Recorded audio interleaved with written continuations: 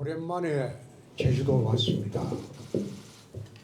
제가 제주도를 온 것은 제주도민들과 제주의 당원 동지들에게 이제 앞으로 우리가 대선을 앞두고 제 생각이 어떻고 또 제주도민들의 생각이나 당원들의 생각이 어떻고 그 말씀을 들어보기 위해서 왔기 때문에 제가 할 말은 우선 나중에 하기로 하고 우선 기자분들의 질문부터 받도록 하겠습니다. 제주도의 공항 수요가 폭증하는 것은 그건 객관적인 팩트죠. 그래서 공항이 하나 더 필요하다는 것은 그것은 도민들도 아마 그것은 인정을 할 겁니다. 나라에서도 인정하고. 그래서 제2공항부지가 정말로 그쪽이 문제가 있다면 대안으로 제주공항을 확장하는 방안도 한번 다시 검토해 볼 수 있고 또 그게 또 어렵다면 지금 정석공항이라고 있죠. 그게 한 200만 평 된다고 내가 들었습니다. 그 정석공항을 기존의 공항을 제대로 확장하고 그리고 보완을 해서 제2공항으로 만들 수도 있겠다. 그런 생각을 갖고 있습니다. 특히 그 정석공항 그 부지가 안개가 잦은 지역이라는 결점은 있다고 합니다.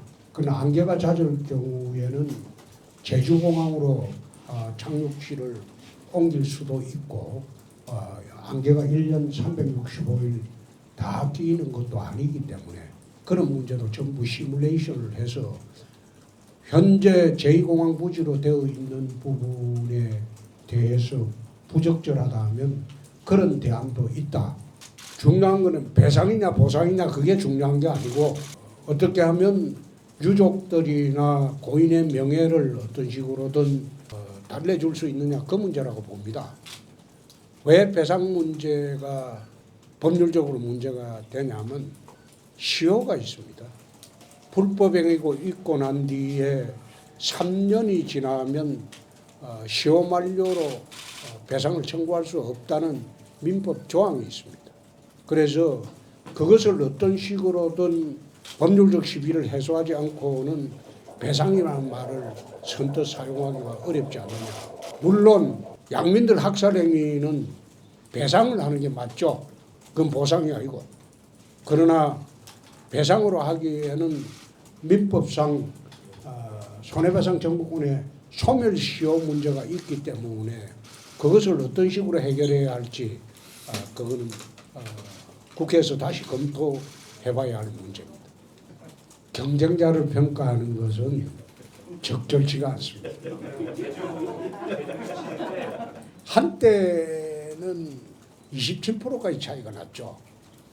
그런데 최근에 이제는 오차범위에 들어갔죠. 올라가는 사람과 내려가는 사람이 선거에 맞붙으면 올라가는 사람이 무조건 이기게 돼 있습니다. 그거는 선거 조금이라도 해본 사람은 그 선거 심리, 선거 논리가 맞을 겁니다.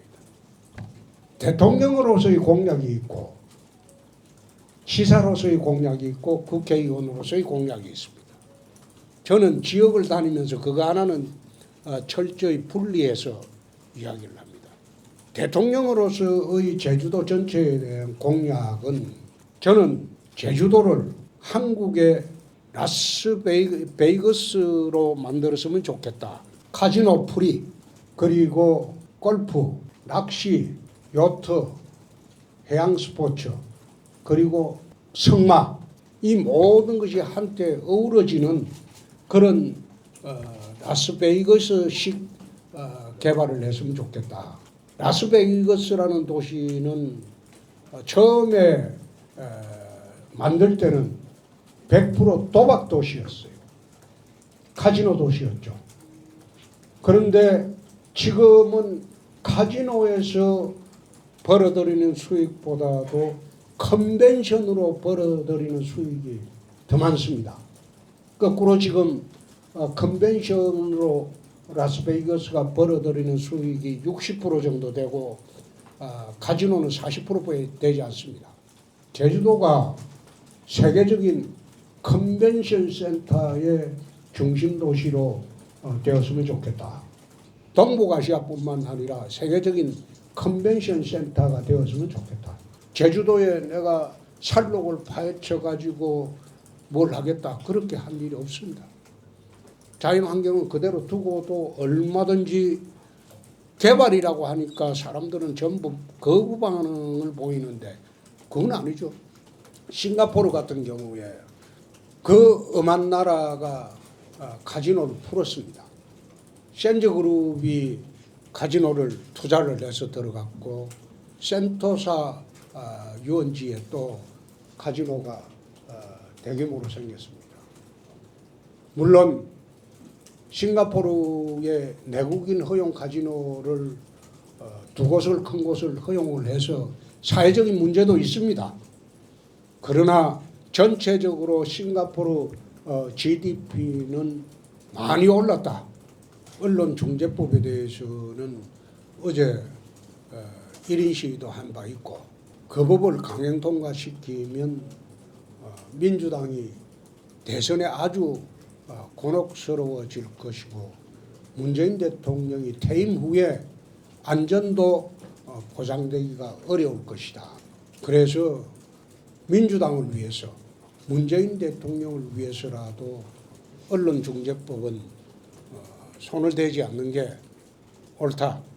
거기에 나와 있는 징벌적 손해배상 제도라는 거는 이게 영미법상 제도입니다. 우리나라는 대륙법상 제도입니다. 우리나라는 손해배상 제도가 손해의 범위 내에서 피해자가 입증을 하는 게 우리나라 손해배상 제도예요. 대륙법상. 그러나 영미법상 손해배상 제도는 손해 범위를 넘어서서 형사적 징벌과 같은 그런 제도가 징벌적 손해배상 제도입니다. 우리나라 법 체제하고는 맞지 않아요. 그런데 이 법을 징벌적 손해배상 제도를 2010년도에 제가 국회 정무위에 있을 때 한번 통과시킨 일이 있습니다. 그게 한국 법제하고는 맞지 않지만은 왜 그때 정무위에서 징벌적 손해배상 제도를 통과시켰나 하면 재벌 기업이 중소기업의 기술을 침탈하거나 탈취할 때 그때는 일반 손해배상보다도 징벌적 손해배상 제도를 한국 최초로 2010년도 제가 발의해서 통과시킨 일이 있습니다. 그 이후로 매년 26, 7%에 이르던 기술 탈취 관행이 거의 없어졌습니다. 그런 경우에 한해서 징벌적 손해배상 제도를 예외적으로 도입하는 것이지 언론관계법에 징벌적 손해배상제를 도입하는 것은 이것은 언론 재갈 물리기 법에 불과하다. 그러니까 그런 법은 만들면 안 된다는 겁니다. 우리끼리 모여서 대통령 선거가 우리끼리 투표합니까? 그거 아니죠. 민주당은 대의원을 갖다가 개방경으로 했어요. 그렇잖아요. 우리 당의 김재원 최고위원 같은 사람은 지가 민주당 대의원 신청해서 됐다고 자랑하고 떠들었어요. 그럼 그걸 어떻게 해석할까요? 무슨 대통령 선거가 골목대장 뽑는 선거로 착각을 하고 있어요. 당은 마음에 들지 않으나 후보는 마음에 든다는 그 논리는 역선택 논리가 아니고 확장성 논리입니다. 그걸 다시 논의한다는 자체가 경선을 깨자는 것밖에 안 돼요. 그렇게 하면 안 돼요. 금년부터 국제적으로 우리는 선진국 시대로 공인을 받았습니다. 중진국에서 성진국으로 도약한 나라는 대한민국밖에 없습니다. 선진국으로 도약을 했으면 정치, 경제, 사회, 문화, 대북, 안보, 외교, 국방 모든 국가체제의 각 분야를 선진국에 걸맞게 국가개혁을 해야 되고 제도개혁을 해야 됩니다. 그걸 하기 위해서는 지도자는 통찰력이 필요하고 그리고 강력한 추진력이 필요합니다. 그래서 여야를 통틀어서 그런 점에서는 제가 제일 낫지 않은가. 정치판에 들어온 이래로 두 사람을 존경합니다. 김종필 총재는 여유와 낭만이 있었습니다. 김영삼 대통령은 정직했던 사람입니다. 그래서 가능한 한 정직하고 여유와 낭만이 있는 그런 정치를 끝까지 했으면 합니다. 제 처가가 전라북도 부안입니다. 호남의 사유입니다. 내가 광주하고 전주 가서 그런 이야기를 했어요. 국민의힘은 싫더라도 홍준표는 싫어할 이유가 없지 않느냐. 사유는 백년지객이라고 했는데 나를 배척하거나 싫어할 이유가 없지 않느냐. 그 말하고 난 뒤에 또 호남 공약을 광주 가서 무왕공항 4대 관문 공약을 하고 전주 가서는 새만금을 홍콩식 개발하겠다는 공약을 하고 난 뒤에 호남에서 지지가 확 쏠리기 시작했어요. 과거에 우리가 대선 때 가면 호남에서 4, 5%밖에 못 받아요. 이번에는 제가 나가면 20%까지 받을 그런 목표를 갖고 호남 공약을 하겠다. 그리고 호남의 또 지지율 하나 올라오는 이유 중에 하나가 91년 3월부터 92년 8월까지 광주 살면서 호남 깡패들 소탕을 내 싹 다 했어요. 광주 가면 충량로를 가면 상인들 사이에서는 홍준표는 전설입니다. 제가 광주 충장로 깡패들을 사거리 정리해 주는 바람에 그분들이 1년에 깡패들한테 뜯기는 돈이 수십억을 뜯기지 않았어요. 제가 광주지검을 떠날 때 그분들이 상인의 대표가 제 검사실로 와서 전별금까지 나는 처음 봤습니다. 여태 뜯긴 돈의 100분의 1도 안 된다고. 그래서 광주 가면 홍준표는 전설입니다. 80년 그리고 81년 1년 6개월간 군부대에서 방위 소집을 했습니다. 거기서 전북 도민으로 1년 6개월을 살았습니다. 전북 사위로서. 그래서 호남의 지지가 높다는 거예요. 기자분들 고맙습니다.